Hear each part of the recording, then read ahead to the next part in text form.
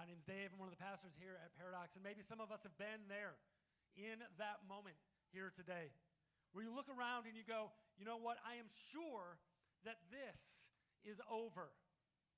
Perhaps it was the meeting that you were invited to, and you could just tell there's something in that tone of voice when a boss says, have a seat.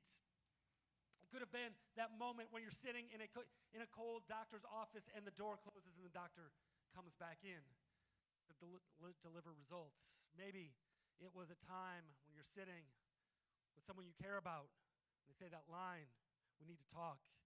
You know, a relationship is over. Whatever it is, many of us have been in that moment where we are sure, not just worried, not afraid, sure this is over.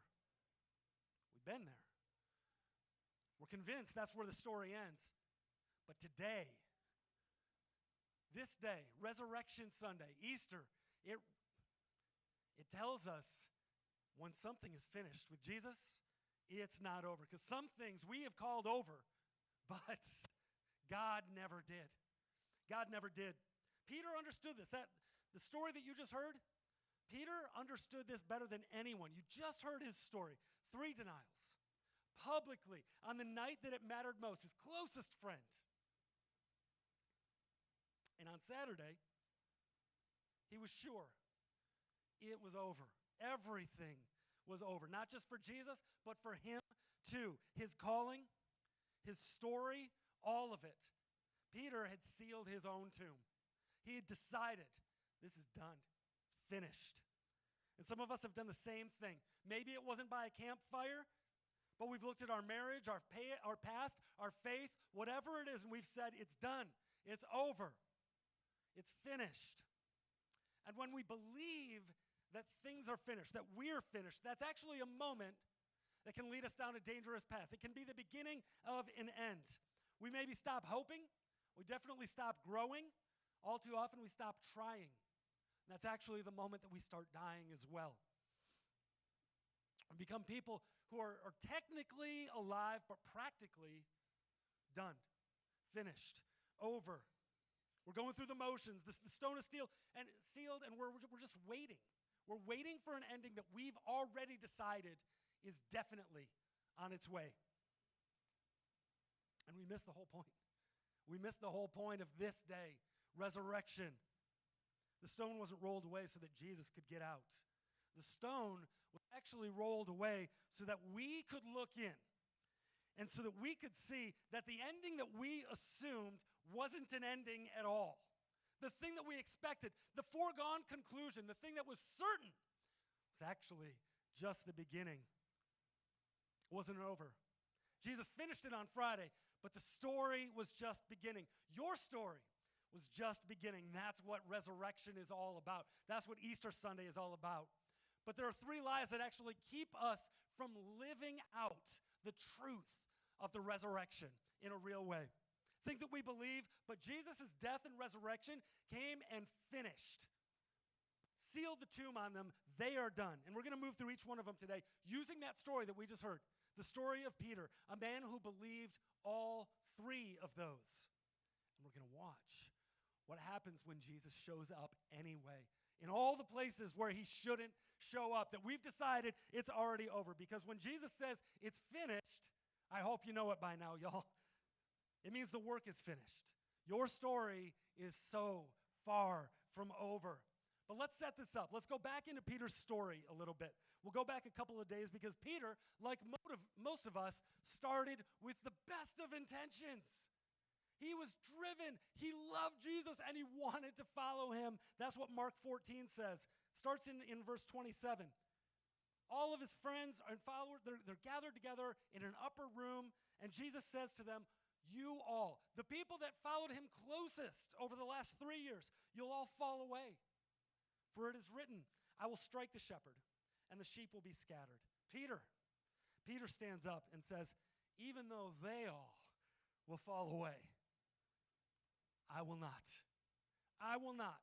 Confident, bold, maybe a little bit arrogant Peter stands up and says, not me.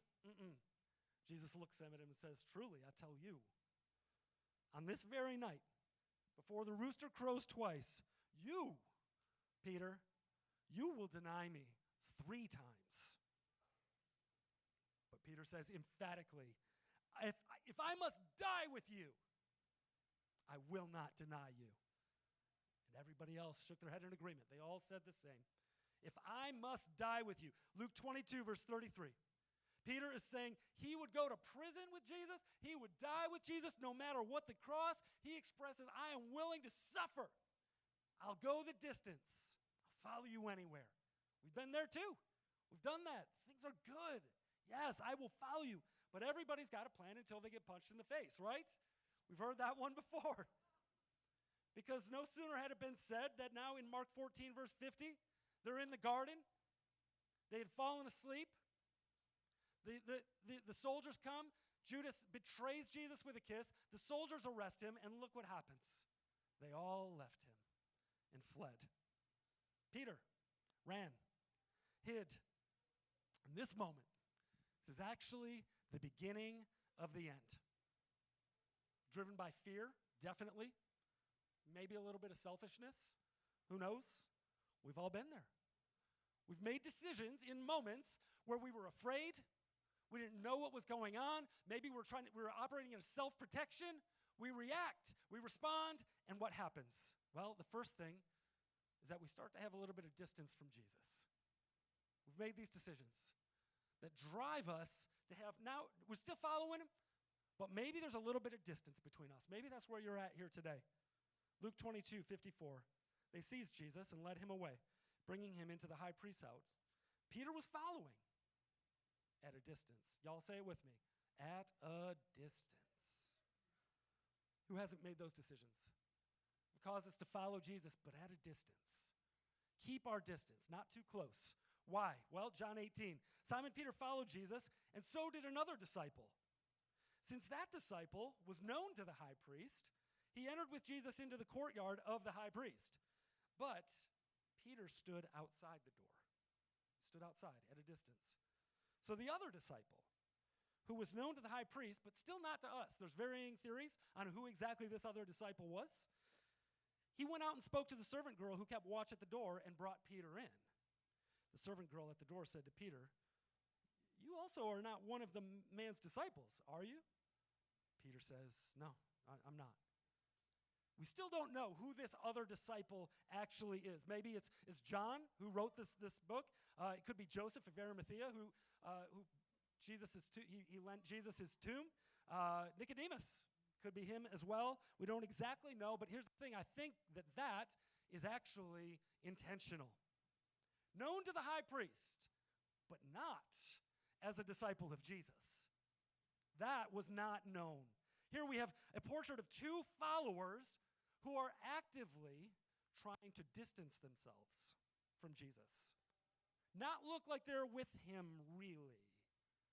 Not say, oh, no, we're not with him. We don't follow him. No.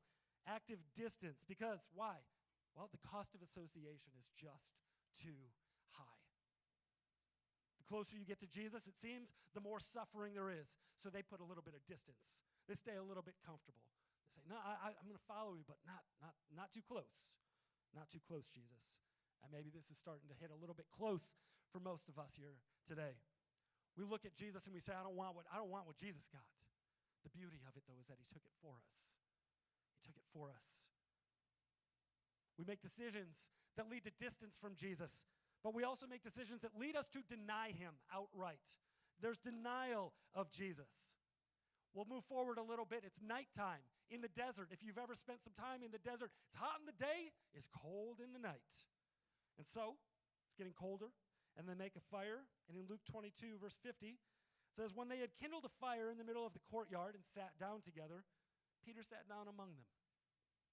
Then a servant girl, seeing him as he sat in the light and looking closely at him, said, this man was also with him. But he denied it, saying, woman, I don't know him. No. A little later, someone else saw him and said, you also are one of them. But Peter said, man, I am not. And after an interval of about an hour, still another insisted, saying, certainly, This man was also with him, for he too is a Galilean. But Peter said, man, I don't know what you're talking about. And immediately, while he was still speaking, the rooster crowed. Peter says, I don't know him. I'm not one of them. I wasn't with him. I don't know what you're talking about. John 14, verse 26, actually even says that one of the people around the fire was a relative of the soldier that Peter cut the ear off of in the garden in defense of Jesus before Jesus picked it back up and healed him right there on the spot. These aren't strangers. He looks at him and he says, hey, you're the one, right? You're the one that cut my relative's ear off. So there's even a distancing and a denying of responsibility for our own actions here. No, I'm not. I wasn't with him. I don't know him. I'm not the one that did that. No, not my fault. Don't put me there. He denies responsibility. I didn't do the stuff that Jesus did. Haven't we been there? The decisions that lead us to distance ourselves from Jesus, outright deny him with our words, our actions, or even deny responsibility for those things. They ultimately lead to the third thing, despair. Despair without Jesus. As we follow him at a distance, as we deny him with our words and our life, we always end up to this place of despair. Why? Because sin always starts small, just a little distance, just a step away, a little further from him. And it leads us further than we wanted to go.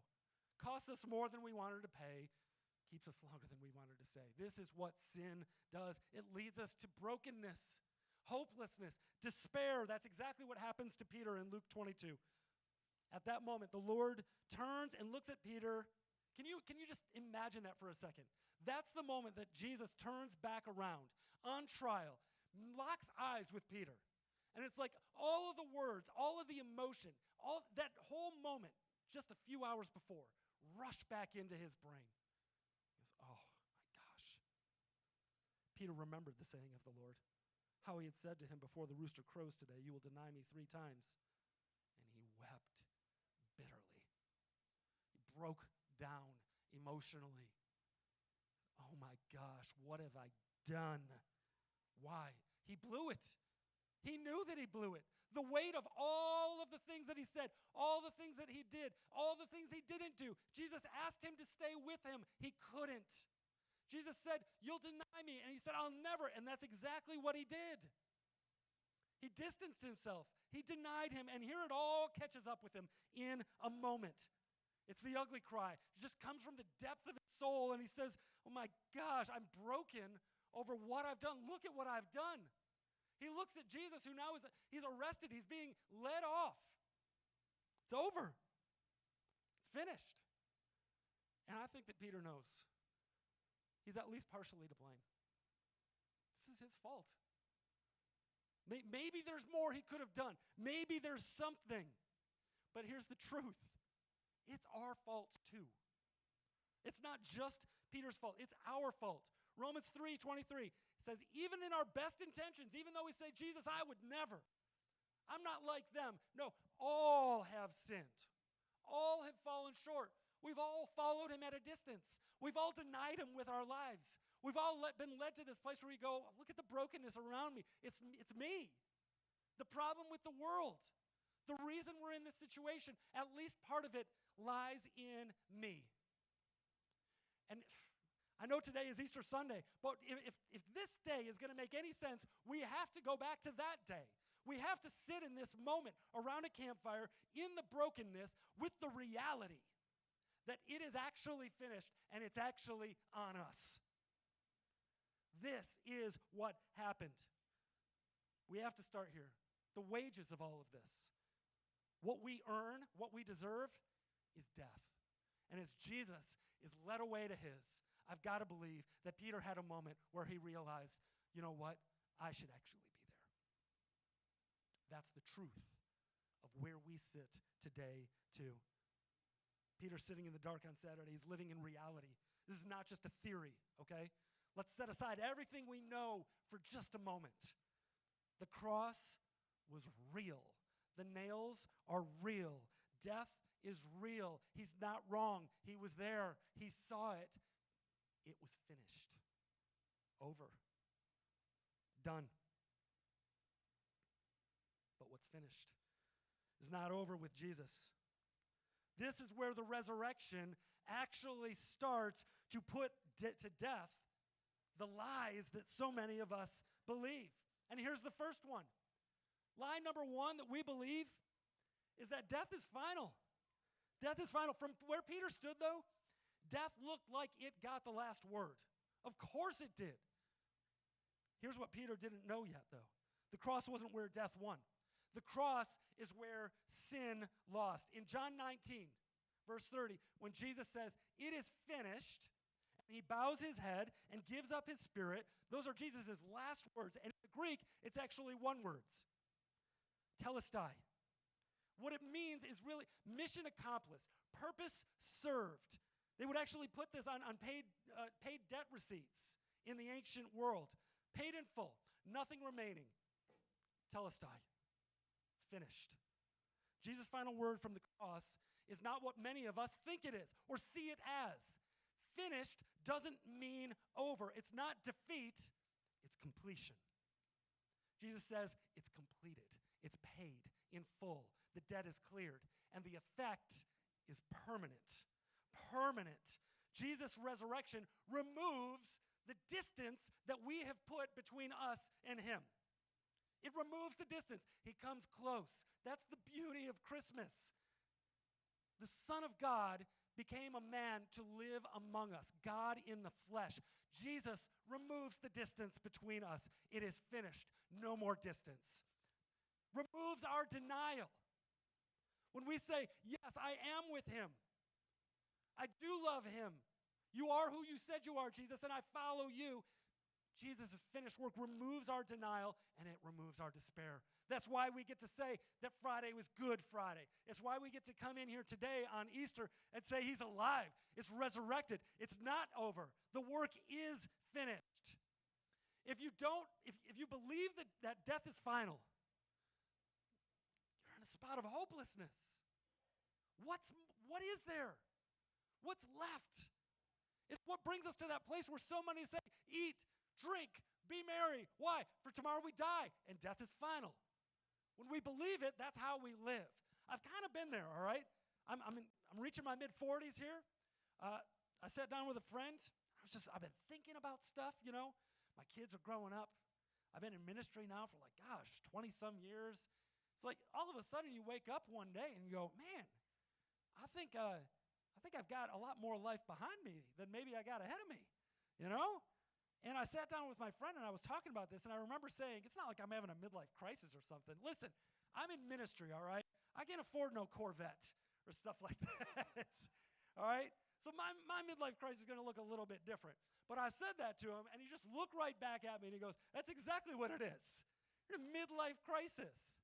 And there was actually something freeing about that. It's not bad. I'm just going, wow.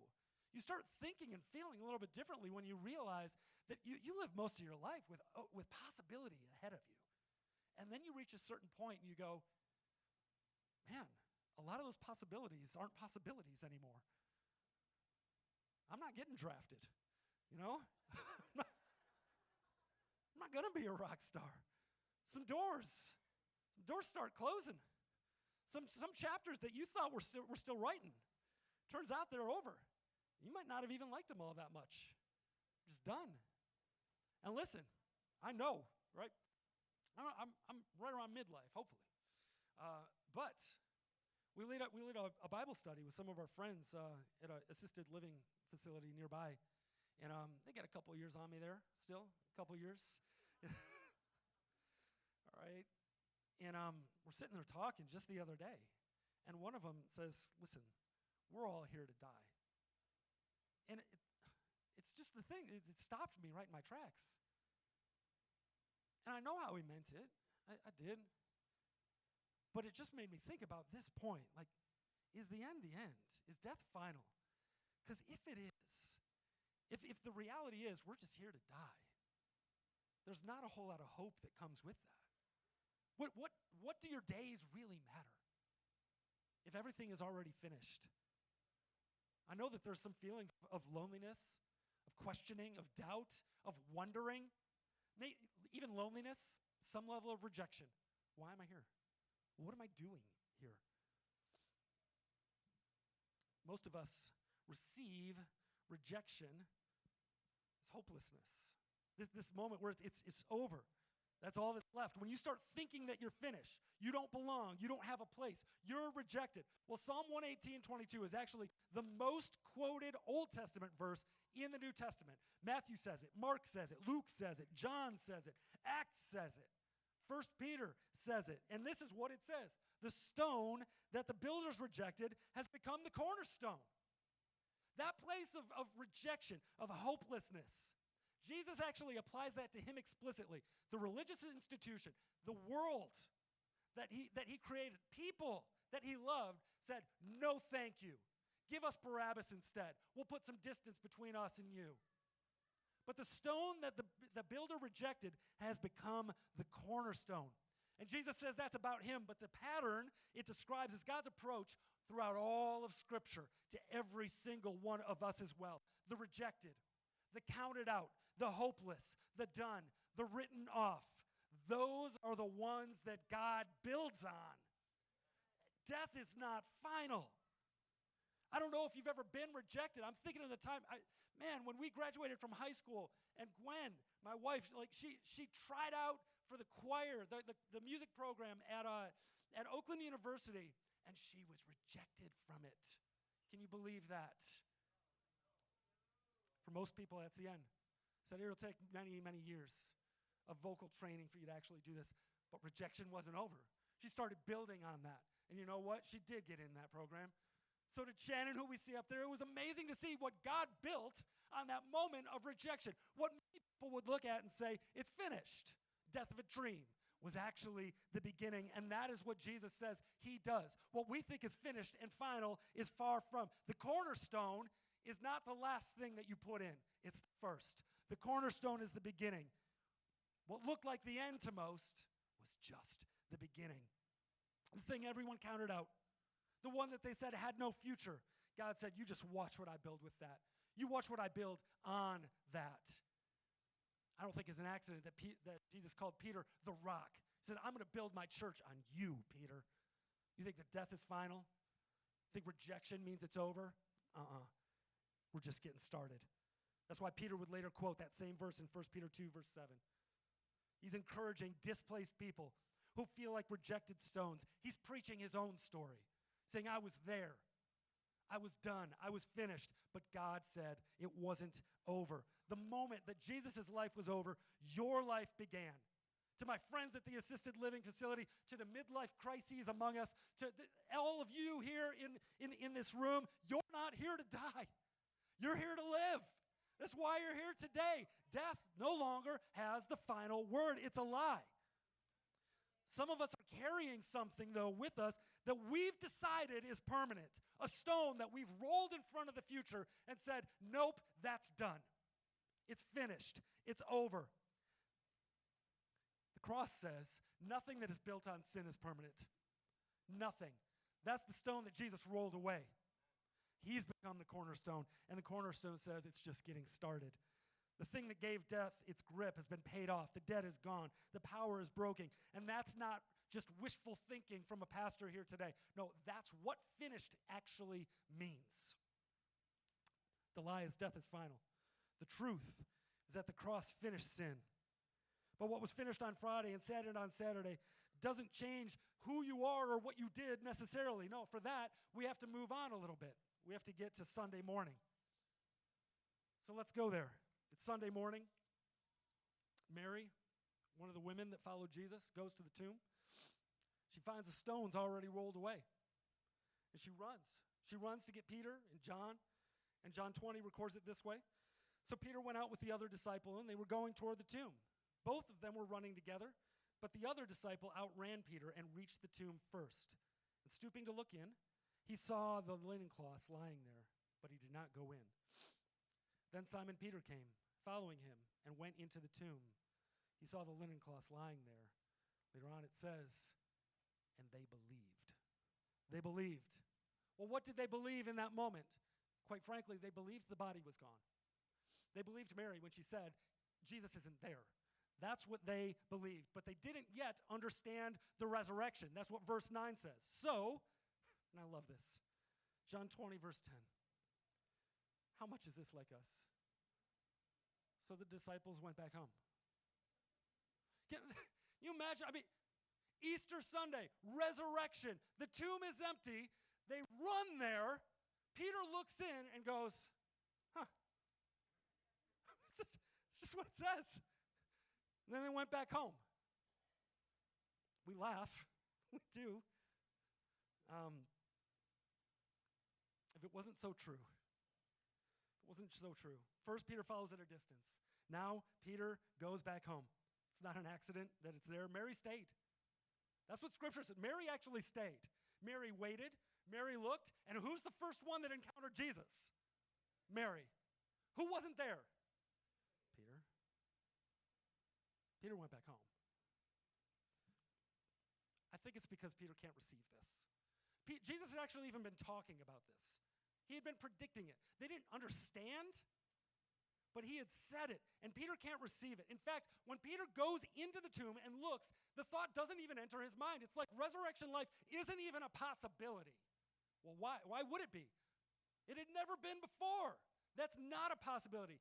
He's still living in reality. He's still living in the finished. And it's because I think the second lie is still too loud. Not only does he believe death is final, but he still believes his failure defines him. That's what he still believes. Deep down, failure is final, and it keeps him down. He can't get his hopes up. He can't receive anything like that. Have you ever been there, down, depressed, trying to raise your spirits? Well, anything that you do to try to raise your spirits just doesn't raise your soul. People can tell you it's going to be all right, but it doesn't mean a thing if you don't believe it, does it? Oh, I've been there. Yeah, but you're not me. So what do? Go back home. Why expect anything more? It's over. It's not for me. That's what that voice says. This isn't for you. You know what you did. You know who you really are. Sure, maybe you're forgiven, but you still don't have a future. That voice, I don't know if these are the things that are going through Peter's head, but they're the things that go through my head. That voice has a name, and it's not God's. It's not. This is what shame does. Shame doesn't just make you feel bad. It rewrites your entire identity around this, your worst moment, your big mistake, your bad decisions. See, Jesus actually called Peter the rock. He said, I'm going to build my church on you. And then Peter denies Jesus. But none of that stuff stopped being true. It's just that Peter stopped believing it was. Peter stopped living like it was true. He started living like the truest thing about him was actually his failure. He's the denier. Like everything that Jesus had spoken on him was somehow revoked. So he runs to the tomb, he looks in, he sees the evidence of something impossible, something too good to be true, and he turns around and goes home. Shame will always make you a spectator of resurrection. There's something in you that goes, I'm close enough to see it, but I'm convinced it's not for me. It's not real. Can't be true for me. What if the cross, the final chapter of Jesus' life, but it's actually the first chapter of yours, resurrection. Colossians 3:1 says this, so, if you have been raised with Christ, seek the things are above, where Christ is, seated at the right hand of God. You notice what it says there? It doesn't say, so if you have risen above your past, if you have risen above your upbringing, if you've risen above addiction or your failure or whatever else it is. No, it says, if you have been raised. That's passive. For those of us that like to do things and accomplish and work hard and earn, this isn't one of those things. What you and I earned was death and the cross. We earned the finished. What was done for us, earned for us, is resurrection life. And if you have been raised with Christ, that's who you are. You're not what you've done anymore. This is who you are. It's who Jesus says you are. What he has done on your behalf. That's the way that Paul writes this in Colossians 3:1. It's something that happens to us. It's passive and it's permanent. And it's the way that he always writes all of his letters. There's the identity piece first and then the imperative. This is who you are, so live it out. We do the opposite, though, don't we? This is what I've done. This is how I've lived, so this is who I are. No, the resurrection reverses all of that. And what we've decided is permanent and true, Jesus says, no, that's not final. Your failure doesn't define you at all. My victory defines you. My life defines you. Resurrection is not the final word, or it's not the final reward for you getting your life together. No, it's where you start again. You didn't raise yourself. You were raised to life with him. That means your identity isn't something that you rebuild from the rubble of your worst moments. No. It's something given to you by the one who walks out of the tomb. But a whole lot of us here today, we're doing exactly what Peter did, right? We show up, we take a look in the tomb, he's not there, and then what do? We go back home. Some of us are ready to do it right now. I hope he's wrapping up soon, right? Show up. Maybe you even ran here. You're like, come on, we got to go. It's starting. You run inside, you take a look in, go back home. Why? Sure, Jesus raised from the dead, but what does that have to do with me? What does that change for me? You're convinced this isn't for you because you know what you know. You know about yourself. That's not who Jesus says you are. Your identity isn't built on your worst chapter. It's built on the one who named you before you earned it. Because you and I can't anyway. The lie is my failure defines me. The truth is that the resurrection started new life for you. Your identity is not built on it. It raises a question, though. All right, maybe I'm not finished. Maybe I'm forgiven. Maybe it's not over, but maybe God's still done with me, right? All right, I show up, and I'm forgiven, and it's not over, but then what? Well, that's lie number 3. God is done with me. God is done with me. Brings us to another campfire later on. In John 21, when they had finished breakfast, Jesus said to Peter again, Simon, son of John, do you love me more than these? He said to him, yes, Lord. You know that I love you. He said to him, feed my lambs. He said to him a second time, Simon, son of John, do you love me? He said, yes, Lord. You know that I love you. He said to him, tend my sheep. He said to him a third time, Simon, son of John, do you love me? Peter was grieved because he said to him the third time, do you love me? And he said to him, Lord, you know everything. You know that I love you. Jesus said to him, feed my sheep. 3 times, Jesus asks, do you love me? One for every denial. It's not Jesus rubbing it in. It's Jesus doing something completely intentional in this moment. He meets Peter at the place of his failure. The sights, the smells, the sounds of that campfire. I wonder what it brought back. But Jesus meets him right there in that place. And he doesn't cancel him. He doesn't lecture him. Nope, he restores him. And he gives him purpose. He gives him purpose. The resurrection gives you and I new life and new purpose again. Feed my lambs, tend my sheep, feed my sheep 3 times. It's a calling that's renewed at the very place that it was abandoned. Isn't that true for us? Many times, that place of great pain in our life is actually the place that Jesus wants to redeem and restore and do a great purpose. He has great purpose for you in that place of great pain. He redeems it. He restores.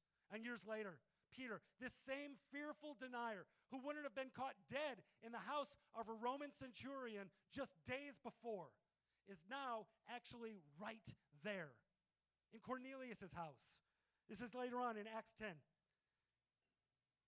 Why? Because something had happened to him that blew the walls off of his understanding of who God was and who God was for. Acts 10. It is a decisive moment where the early church crosses the Jewish-Gentile boundary. Before then, it was a common understanding. The Jews are God's chosen people. They live in relationship with him. Or maybe even just the holy people are the ones that can go into God's presence. They could follow him, follow a rabbi, the special, the elite. Certainly not the deniers, the distancers, the despaired. It's one of the most significant turning points for the church in the entire New Testament. Peter stands up in the house of a Roman centurion in Acts 10:34, and he says, I now realize how true it is that God does not show favoritism. Everyone, who believes in him receives forgiveness of sins through his name. Y'all say it with me. Everyone. Everyone. There's weight in that word. Everyone who believes. The man that said, I don't know him, is now telling a room full of Gentiles who didn't have a chance. They were the rejected ones. We were the rejected ones, the outsiders, the no good, the finished, the over. He's standing in that room and saying that the grace that found him is available to every single person alive. The resurrection didn't just restore people. Peter, it expanded him. It expanded him. The word everyone carries enormous weight from a man who needed it to be true about him first. Maybe that's us today too. Peter is preaching his own story. Is it yours? Is it yours? Does it include you now? Peter says, I now realize, because of where I've been, because of my failure even, that God is for everyone. Jesus, that's what we started this service with. That Jesus is for everyone. Not just one political party, not just the people that look like they've got it together. Everyone. Everyone. And that's what grace actually does. And we get this wrong. This is another thing we get wrong all the time.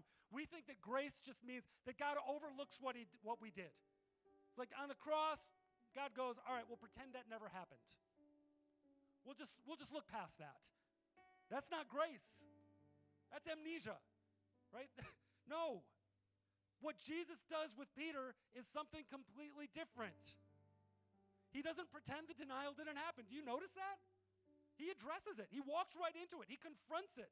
That's what Jesus does with our sin. He took it. He bore it. It's on the cross. It was real. It's dealt with. He said, it's finished. But it's not over. It's not over. He walks straight into it and he doesn't bury it. He redeems it. The lie is that God is done with me because of who I am, because of what I've done. No, the truth is that Jesus isn't done with me yet. Grace does not erase your story. Grace rewrites it. It rewrites it. And it wasn't the first time that Jesus had rewritten a story over a meal. This is the most important story. It rewrites every story, your story, my story. And we get wrapped up in his story. In 1 Corinthians, it says, for I received from the Lord what I also delivered to you, that the Lord Jesus, on the night when he was betrayed, took bread, and when he had given thanks, he broke it and said, this is my body now.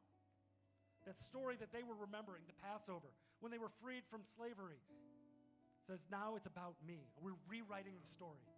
And it includes you. It's for you, for us, all of us. It says, do this in remembrance of me. Remember that my body, Jesus says, was broken for your brokenness. That distance, that denial, that despair that you felt, I took it on me. And in this moment, in this meal, remember that I said, when my body was broken, it was broken for you. Remember that. Remember that. Come into the story. Jesus says he's rewriting it. And in the same way, he also took the cup after supper and saying, this cup is a new covenant in my blood. We don't use that word a lot, covenant. Here's what it means. It's a promise. It's a promise of future relationship. That the brokenness of the past is dealt with and finished. And anything that comes in the future doesn't change a thing. There's a new covenant that's not built on the blood of our own sacrifice. It's built on the blood of his. He says, this is my blood. New covenant in my blood. Do this as often as you drink it in remembrance of me. Remember that he finished the work and your story's not over. There's more. God's not done with you yet. For as often as you do, when we come back to that place, we remember who Jesus is, what he's done, and who we are, and what he has for us to do. When we remember that, we proclaim the Lord's death until he comes. We proclaim it with our lives to everyone else.